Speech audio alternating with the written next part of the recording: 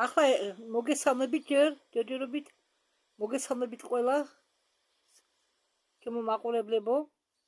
Добрый вечер, жители Земли. Это Токио, Япония, выпуск 77 звездных новостей. Елена ამბობს, რომ ეს არის На этой Токио, неделе в Япония. выпуске мы поговорим о галактических переговорах. 77 კოსმოსური ნათლების ახალი ამბები. 77. ხო, როგორც გითხარით, ელენა დანანმა გვანახა იაპონია.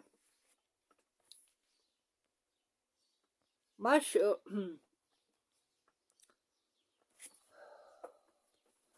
როგორ შედგება საქმე galaktikურ აგრესიებთან საერთოდ დაომებთან დღევანდელ დღეს შავმა ფლოტმა მოითხოვა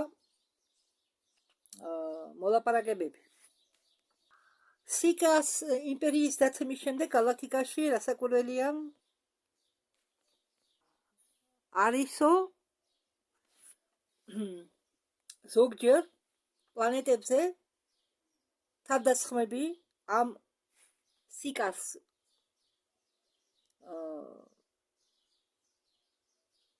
როგორ გითხრათ ნარჩენი ჯარისა ხო ეგენი ყველგან ამათ იმპერია ხომ დაეცა და ესენი დაფრინავენ გაფანტული არიან მთელ galaktikაში და ზოგჯერ ხოლმე თავს ესხმიან როგორც გითხარით პლანეტებს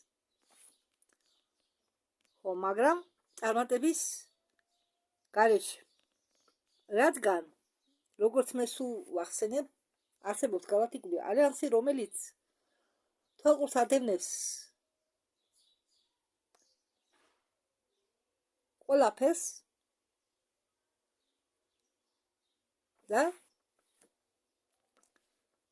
ცდილობს შეინარჩუნოს მშვიდობა. ვიღაცამ თქვა ადრე მე რომ ჩემ დროს ჩემ ახალგაზრდობაში სულ ამაზე იყო საუბარი. ხშირად ახსენდნენ ხოლმე ამას, ახლა რასაც ვიტყვი, რომ მშვიდობა ომის გარეშე შეუძლებელიაო. არ ვიცი მე რამდენად სიმართლეა ეს, შეიძლება თუ არა მშვიდობის შენარჩუნება ომის გარეშე. ალბათ ამ გამოთქმაში რაღაც ჭეშმარიტება მაინც დევს. გაერთიანებული galaktikuri ალიანსი ეს არის კოალიცია გაერთიანებული ორგანიზაციებისა. სხვადასხვა მრავალი ორგანიზაციების გაერთიანება. და ამათგან ყველაზე უზარმაზარი და ძლიერი არის სამყაროების galaktikuri ფედერაცია. ანარსკა იმპერია, ალბათ ქართულად იქნება ანარული იმპერია. ხუთი საბჭო არის უფრო წვრილი ორგანიზაციები, მასეთი, რომელსაც უწოდებენ აშტარის galaktikურ კომანდოვანიე, აშტარის galaktikური მეთაურობა, ალბათ მაპატიეთ თუ არა სწორად გადავთარგმნე. უკაცრავად კატარაქტა რომ აქვს იმ ყვითელ ფერზე შორიდან აქეთან ახლა ჯერ მზეს შემოდის შემოთახს და როდესაც მზეს შემოდის არეული მაცხედელობა ვერ ხედავ კარგად. ღამით შედარებით უკეთ ვარჩევ ყველაფერს. მაგრამ და ამიტომ წყულად რომ არ ვილაპარაკო ხანდახან არ ვიცხდება ჩართვა. აქ ადრე არ ვიცოდი მე. აქ თუ დაჭერა შეიძლებოდა. გაგიცინება და ტელეფონზე ზარის პასუხი ვისწავლე აქ ზუგდიდში. მე ასე უჭერდი, სანდრიში ასე უნდა მოგეცმა გვერდზე ხას. იგი უჭერდი. და პასუხობდა არავინ. ვერ თავდი. ხო და ელენა დანანი ამბობს რომ ეს ორგანიზაციები ეს თავის მხრივ შედგება ქვე განყოფილებებიდან. ყველა ის ადამიანი, ვინც წევრია მუცხოველესი თუ წვრილესი ორგანიზაციების ქვეგანაყოფებისა, იცავენ, აკეთებენ ყველაფერს და იცავენ მშვიდობას ყველა galaktikაში. ან თავიანთ galaktikაში. მშვიდობა საერთოდ მშვიდობას ახდენო მაშინ, როდესაც საფრთხე არისო ასე ვთქვათ, შეჩერებული, ან გადადგურებული, ან გაუქმებული, რა ვიცი. გალაქტიკური სამყაროების გალაქტიკური ფედერაციის დამსახურებით ნებუ იქნა განადგურებული. ის მეტი არ არსებობს. და დენიტორის და სამყაროების გალაქტიკური ფედერაციების ხარდაჭერით, დამსახურებით დედამიწა მომავალში იქნება დაცული და დედამიწაზე მომავალში იქნება მშვიდობა. ხო, ზოგჯერ გიწევს იარაღის ხელშეახება, რომ დაიცვა ის, რაც შენთვის ძალიან ძვირფასია. და იმად დასაცავად, შენთვის ყველაზე ძვირფასია. ხო, ელენა დანანი ამბობს, როდესაც შეუძლებელიაო მშვიდობიანი გზით, დიპლომატიური გზით მშვიდობის დაცვა და როდესაც საჭიროა მაგალითად მილიონობით ადამიანების დაცვა და გადარჩენა, მაშინ სამყაროების გალაქტიკური ფედერაცია იღებს ხელში იარაღს. და იცით რა, აი რა მინდა გითხრათ, რაც კი რელიგიებია დედამიწაზე, კი აფხაზეთის ომის დროს ილია ლოცავდა ჯარისკაცებს, მაგრამ სექტები გამოდიან იარაღის აღების წინააღმდეგ. მათ საყურებლად მინდა ვთქვა, რომ ხომ ხედავთ თურმე იარაღს ისინიც კი იღებენ ხელში, როდესაც დაშირებათ, ვინ ჩვენზე მართლა დგას. თუ მათ არ გამოუვიდა დიპლომატიური გზით და მშვიდობიანი გზით რამეს დაცვას, რაც მათთვის ძვირფასია და იმათი დაცვას, ვინც მათთვის ძვირფასია, ისინი იღებენ ხელში იარაღს. ხო, და თყოლად არა ნათქვამ იმისთვის, თუ გინდა მშვიდობა შეინარჩუნო, იომო უნდა. და ამბობენ, ახლაც ამბობენ, რომ ეცადეთ კონფლიქტში არ შეხვიდეთ, ეცადეთ საქმე არ გაარჩიოთ, ეცადეთ არ გააღიზიანოთ. კი, მე ხა მხარს უჭერ იმას, რომ ზოგ შემთხვევებში, მაგალითად, თუ ადამიანს არ ესმის, თუ ადამიანს ვერ აგნებიებ, ესეკვირია მათთან ხედავ, რომ კონფლიქტიც არ გავა, კამათიც არ გავა, ჩხუბიც არ გავა, ჯოსა საკურეგია თავი მოარიდო, მასე კამათისა კონფლიქტს. მაგრამ მე ვეთანხმები იმას, რომ თუ შენი ხო და სადღაც შეხვდი ამას, რომ შენი რისხვა გამართლებულია, თუ შენ სამართლიანად მოგდის გული. შენ ამას არ მოგიკითხებაო.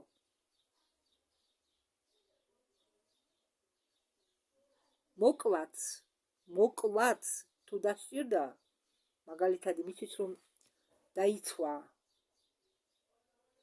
ეგიც გამართლებულია. გაუმართლებელია, უაზრო სიკვდილი დასაგრველია.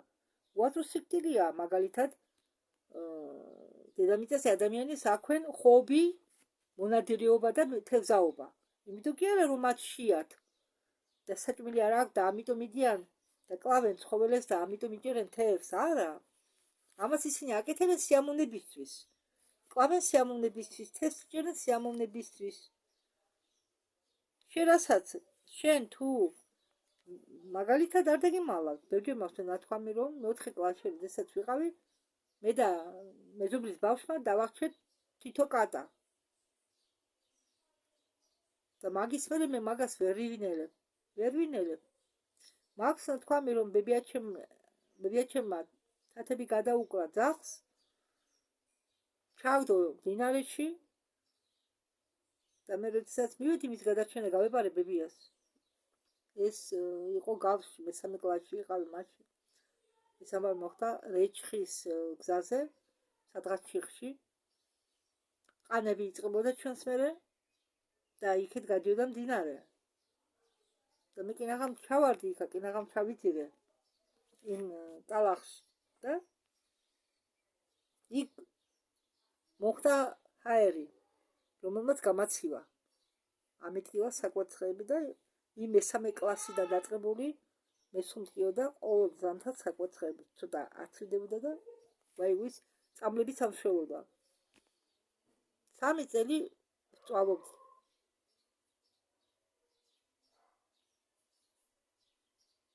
ექიმთანაც ყავდი, ბავშვები და რა უნდა უქნათო ექიმებმა. წამლების კი არ გამოუწერიათ ჩემთვის, გამოყურებელი დაალევიეთო. გონი იგიც ამიგდალა, არ მახსოვს ზუსტად.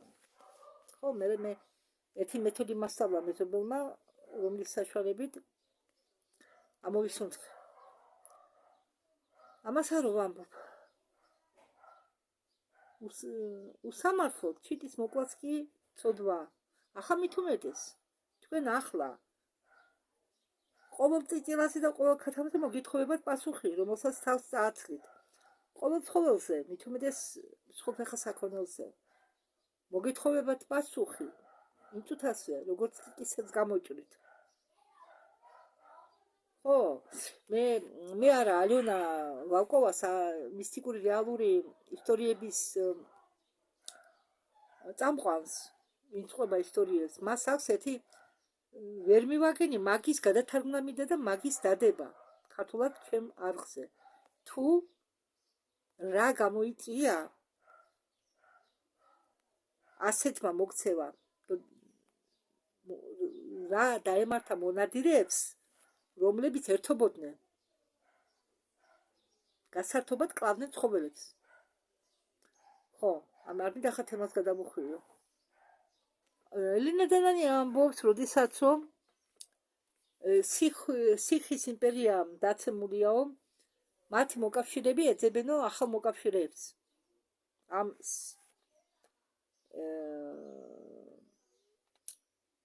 დრაკონელების იმპერია, სითხები. ამ სითხების მოკავშირეები ეძებნო ახალ მოკავშირეებს. ელენა დანანი ამბობს, რომ არსებობდაო ძლიერი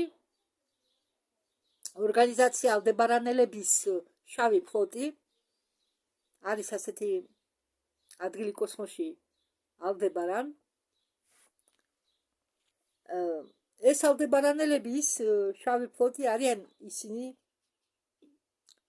წარმომადგენლები იმ ორგანიზაციისა, რომლებიც ხარს უჭერდნენ ნაცისტებს 50-იან წლებში. ჯერ ნაცისტებს არა, ჯერ გოგოებს დაუკავშირდნენ. მარია ორშიცის ხელმძღვანელობით.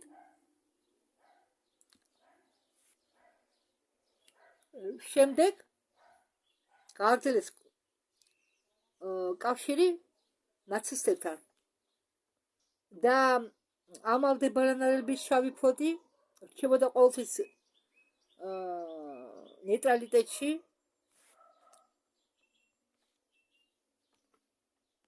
აურე ყველაფერს პაპალაკობდი, თურმე გათიშული ყოფილა.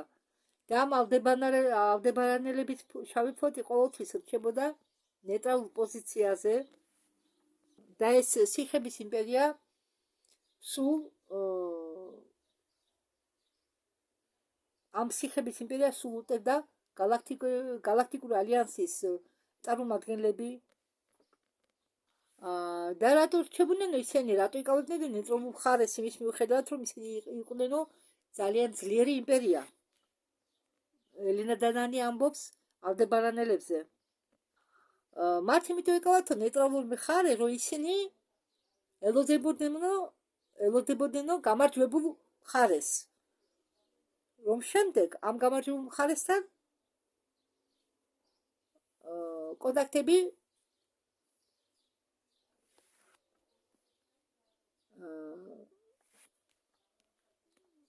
კავშირი დაემყარებიათ უпростоრად. რომელი გამარჯვებულ მხარესთან დაემყარებიათ კავშირი. ასე იქცევიან მეგობრები მათ მისდევენ უკან, ვინც იმარჯვებს. მათ თავისი მყარი პოზიცია არ აქვთ. ახლა მათ აქვენ პრობლემები, ამ ალდებარანელებს აქვენ პრობლემები და ამ ალდებარანელების გუნდი გაემგზავრა მოლაპარაკებებზე galaktikur სამყაროების galaktikuri ფედერაციის წარმომადგენლებთან იმისთვის, რომ გაარკვიონ თუ როგორ შეინარჩუნონ თავიანთი სავაჭრო ტერიტორიები. ახლა როდესაც სიხების იმპერიამ წარუმატებლობა განიცადა, წააგო ომში და დაკარგა ყველა ტერიტორიები, რომლებიც მის ხელში იყო. ეს ტერიტორიები ყველა დაუბრუნდა თავიანთ ძველ მეპატრონეებს. ყველა დამონებული პლანეტები, ყველა დამონებული ერები ახლა იქნენ განთავისუფლებული და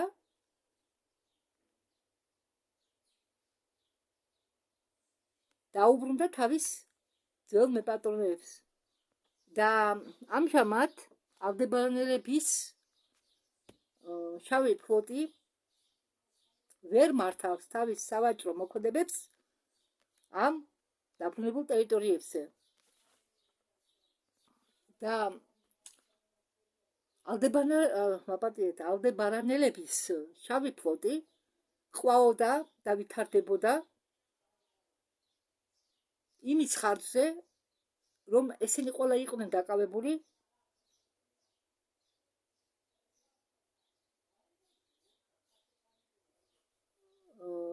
მონების ვაჭრობით, მაპატიეთ. ხო, მონების ვაჭრობით. რადგან მონებით ვაჭრობა დღემდე არსებობს იქაც კოსმოსში და დედამიწაზეც. უბრალოდ ჩვენ საქართველოს ტერიტორიაზე ეს არ არსებობს, მაგრამ ხომ იყო 90-იან წლებში, რომ იტაცებდნენ ხალხს ორგანოების გასაყიდად.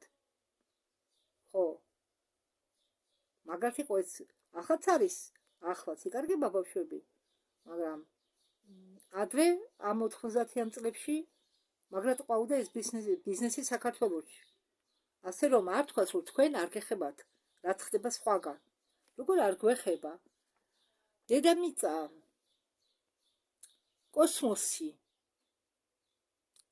რაც კი კოსმოსში ხდება, საერთოდ კოსმოსური სივრცე, დედამიწის სივრცე, ეს ჩვენი სისტემები, ჩვენი მზის სისტემა და სხვა სისტემები მზის არიან დაკავშირებული ერთმანეთთან როგორც ერთი ორგანიზმი.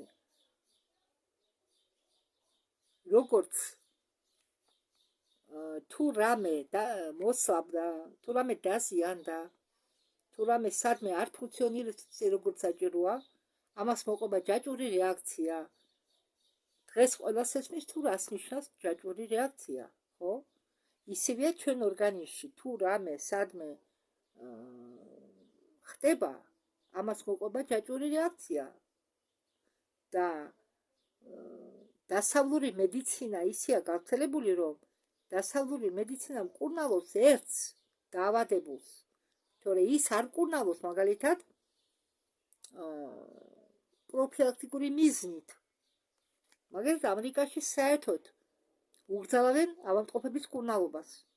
დანერი დაავადებაც არ უნდა გქონდეთ. პირიქით იქ ხარს უჭერენ ამ დაავადებას. არ ატყობთ მათ, რომ განიკურნოს ადამიანი ავადმყოფი.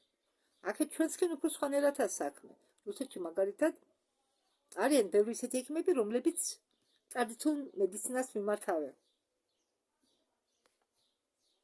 დასავლურ მედიცინასთან ერთად. და იმის ხომიდა, რომ მონებით ვაჭრობა ახლა ცოტა შენელებულია კოსმოსში, მაგრამ უთხრა გაუქმებული არაა. და ბევრ რამეზე უწევთ galaktikul სასამართლოს თვალის დახუჭვა. ბევრ რამეზე, იმისთვის რომ საქმე მიიყვანონ ბოლომდე. კოსმოსში აკრძალულია იარაღით ვაჭრობა, აკრძალულია ცოცხალი რესურსებით ვაჭრობა, აკრძალულია კონტრაბანდა და შავ ფლოტს ახლა ამ ალდებარანელების შავ ფლოტს აქვს პრობლემები და ისინი მაგათმა galaktikul ალიანსს კი არ მიმართეს, მაგათმა მიმართეს სამყაროების galaktikul ფედერაციას. ხო, და ამ ალდებარანელებს უნდათ გააგრძელო ვაჭრობა იმ ტერიტორიებზე, რომელიც დაუბრუნდა თავით მეპატრონეებს, მაგრამ გალაქტიკური ფედერაციის წარმომადგენლები ვერ იტანენ იერარქიით და კონტრაბანდით ვაჭრობას, ადამიანებით, ცოცხალი რესურსებით ვაჭრობას. ისინი ამას გმობენ. აკრძალული ნივთების სიაში შედის აგრეთვე ნარკოტიკები, მაგრამ ნარკოტიკებს ვინ არ იყენებს დღეს. ამიტომ ნარკოტიკებზე ეტყობა იქ ხუჭავენ ცოტა თვალს, მაგრამ თვალს არ დახუჭავენ, ვერ დახუჭავენ ცოცხალი რესურსები და იერარქიით ვაჭრობაზე. ალებს არ უნდა ალდებარანელების შავ ფლოტთან მოლაპარაკებების ჩატარება. მას არ აქვთ ამის სურვილი. უბრალოდ მათ ამის სურვილი არ აქვთ. მაგრამ ფედერაციის დავალება შეინარჩუნონ გალაქტიკაში მშვიდობა. და რა იქნება მომავალში, მე ამას გავიგებ ტარხანისგან. როგორც ემისარი, მე მაქვსო დიპლომატიური ცდომა დაბალ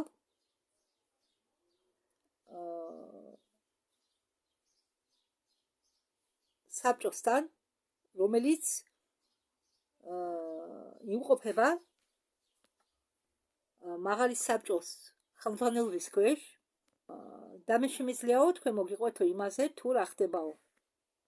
თუ შავი ფლოტი, ალდებარანელების შავი ფლოტი გამოიყოფა ფედერაციას, იმ შემთხვევაში თუ ფედერაცია არ დათანხმდა მათთან მოლაპარაკებას,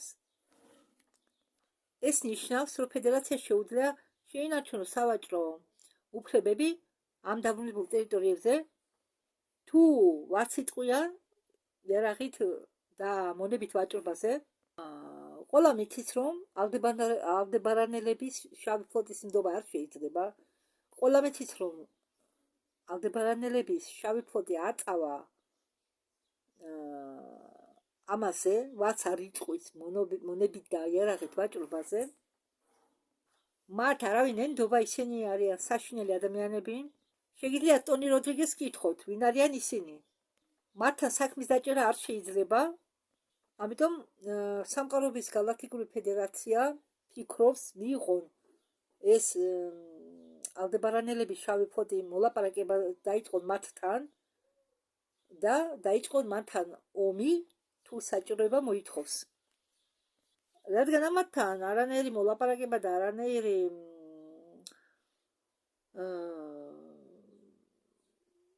კონტაქტები არ შეიძლება, შეუძლებელია უბრალოდ. რადგან ეს ყველაფერი მათთან ურთიერთობა მოიყვანს კონფლიქტების ესკალაციასთან. და მაშინ ფედერაცია, ამ სამყაროების გალაქტიკური ფედერაცია მიმართავს გალაქტიკური ფედერაციის ალიანსს. ეს ალიანსი უფრო მაღალდგანა ვიდრე სამყაროების გალაქტიკური ფედერაცია. სამყაროების გალაქტიკური ფედერაცია არის ამ გალაქტიკური ფედერაციის ალიანსის წევრი. ეს გალაქტიკური ფედერაციის ალიანსი არის მასშტაბური ძლიერი ორგანიზაცია, რომელშიც შედის სხვადასხვა ფედერაციების წვრილი ორგანიზაციები, მათ შორის არის სამყაროების გალაქტიკური ფედერაცია, სასამართლო გალაქტიკური და ასე შემდეგ. თუ სამყაროების გალაქტიკური ფედერაცია წამოაყენებს ამ საკითხს გალაქტიკური федерацიის ალიანსის საბჭოზე, это будет еще одной игрой. ეს იქნება კიდევ ერთი თამაში ბნელი ფლოტისთვის. რადგან თუ ეს მოხდა, გალაქტიკურ ალიანსში შეიპარება იმპერია, ამათი ალდებარანელების იმპერია. იმპერიას კი ყავს ყველაზე საუკეთესო ამოლაპარაკებების წამყვანი გალაქტიკაში პრინცი. გახსოვთ მან როგორ გითხათ, მიაწყნარა ეს კონფლიქტი, მოაგვარა უბრალოდ ერთ-ერთი კონფლიქტი, მე არ მახსოვს რაზე საუბრობს ელენა დანანი, არ მახსოვს. ამიტომ ვერაფერს გეტყვით. გახსოვთ ფედერაციას უნდა და აიძულა ერაყს მოეწერა ხელი სამშვიდობო მოლაპარაკებაზე, მაგრამ ერაყი იყო წინააღმდეგი და ეს პრინციპი ხშირად მოგზაურობს გალაქტიკაში, რომ იყოს შუამავალი კონფლიქტებში, უბრალოდ რომ იყოს შუამავალი კონფლიქტურ მხარებს შორის და ეს პრინციპი ერევა კონფლიქტურ საკითხებში დააგვარებს პრობლემებს. ბნელ ფლოტს კი ეს არ უნდა. რისი გაგრძელება შეუძლია ბნელ ფლოტს, შავ ფლოტს, მას შეუძლია არ მიიტანოს თავისი პრობლემა გალაქტიკურ ფედერაციამდე. ხო, ამ საკითხის, ესე იგი, შეუძლეს თავისი პრობლემური საკითხი არ წამოაყენოს გალაქტიკური ფედერაციის გასარჩევად. მათ შეუძლიათ გაერთიანდნენ ყველა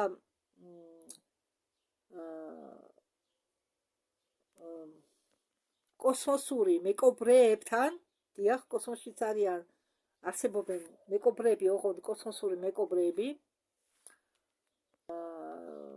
და რომლებიც ახლაც არიან კოსმოსში. მეკობრეები არიან და ქმნიან პრობლემებს. ალდებარანზე ცხოვრობენ სხვა კულტურის წარმომადგენლებიც და ისინი და თუ ალდებარანელები შევიდნენ კონფლიქტში, მათ შეუძლიათ ის სხვა კულტურებიც გადაიბირონ თავიანთ მხარეზე. მაგრამ ამ არსია მათი საქმის იმაში დენა, რომ უნდა ესე იგი აიძულონ ალიანსის, გაერთიანებული ალიანსის ყურადღების გადატანა და როგორც კი ისინი ჩაერევიან, თქვენ შანსი არ გექნებათ. ვარსკვლავურ სისტემაშიო ხდება პოზიტიური ცვლილებები იმის შემდეგ, რაც იყვნენ განთავისუფლებულიო სეულის ყველა პლანეტები. ისინი განთავისუფლდნენ და გალაქტიკური ვერსიების სამყაროების თანახმად ისინი განთავისუფლებული იყვნენ ტირანიისაგან, რომლებიც ამონებდა ადამიანებს დედამიწაზე და იტაცებდნენ დედამიწელებს და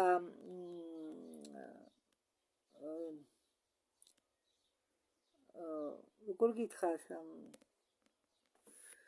და მათი დახმარებით,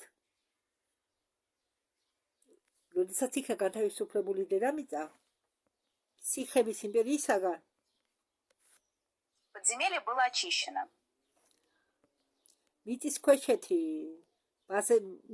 ბაზები დატანილები იყო გაწყვეტილი და ეხლა დედამიწაზე მიდის ოპერაციები იმ შავი დარჩენილი ძალების გამოსატყუებლად დედამიწის ზედაპირზე. მეხუთე განზომილებაში, რომელიც ამჟამად მიმდინარეობს და რომელსაც უწოდებენ აგრეთვე აპოკალიფსის, რაც ნიშნავს სიბნელის გახსნას, რომელიც გამოდის სინათლეში. რადგან როდესაც ჩვენ გადავდივართ უფრო მაღალ სიხშირეზე, ყველაფერი ცუდის და კარგიც გამოდის სინათლეში. სინათლე აგდებს ყველაფერს ცუდს და კარგი ისედაც ჩანს. და როდესაც ეს ცუდი გამოდის სინათლეში, ის გამოიყურება საშინლად, რადგან ჩვენ მას ვხედავთ. მაგრამ შემდეგ ჩვენ ამას შევეჩვევით და ამ გამოვიცნობთ. Так что все это происходит сейчас. И неразбериха, которую вы видите, это результат перехода в пятую плотность. და ეს ყველაფერი ხდება, რაც ხდება ახლა, ეს არაუბობა, ეს არის იმის ნიშანი, რომ ჩვენ გადავდივართ მეხუთე განზომილებაში. და თქვენ ნათლად ხედავთ, თუ ვინ მანიპულირებს ამ პლანეტაზე. ახლა კი მოდით ცოტა ვისაუბროთ იმაზე, თუ რა ხდება იუპიტერის გარშემო. როგორც თქვენ იცით, კომეტური ცენტრი ჯერ კიდევ შევდება ქარიშხლის გვერდით, იუპიტერის გრავიტაციულ ველში და ახლა იუპიტერი ღებულობს თუმრას ყველა გალაქტიკიდან, მაგრამ მაინც განსაზღვრული კონტროლის ქვეშ, რადგან ჩვენ კიდევ ვიმყოფებით გალაქტიკურ ომში სიახთან. ხო, კოსმოსში იქ-აქ მოძრაობენ ბანდები და ისინი ცდილობენ თავს დაესხნენ სამყაროებს და დათესონ ქაოსი კოსმოსში, მაგრამ მათ არაფერი გამოსცით, რადგან ისინი არიან ცოტა რაოდენობის, მაგრამ იქ ჯერ კიდევ უსაფრთხო არ არის. აგრეთვე იუპიტერზე არის განლაგებული galaktoris სამყაროების ფედერაციების ჯარებისა, ნაწილებისა, ალიანსის ნაწილებისა, რომლებიც აგრეთვე არიან იმყოფებიან ამ ვარსკვლავურ სისტემაში. ექსესიორის დამსახურებით ჩვენ შეგვიძლია ვიყოთ მშვიდად. სოლარისის გარშემო ხომალდების დიდი რაოდენობის განლაგების გამო galaktikურ ტერიტორიებში მე გადავწყვიტე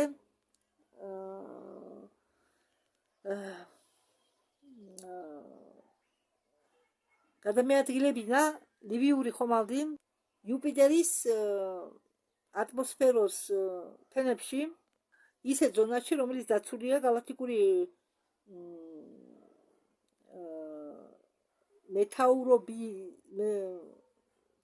მეტაურობის არა, დაპატიეთ, რომელიც დაცულია galaktikuri მეტაურობით, აშტარის მეტაურობით. იქ კიდევ მდებარეობს განლაგებული აშტარის კიდევ ერთი ხომალდი და ეს არის ნამდვილი რეალური სამხედრო ძალები და ამ ნოტასით დავამთავროთ ჩვენი დღევანდელი ვიდეო.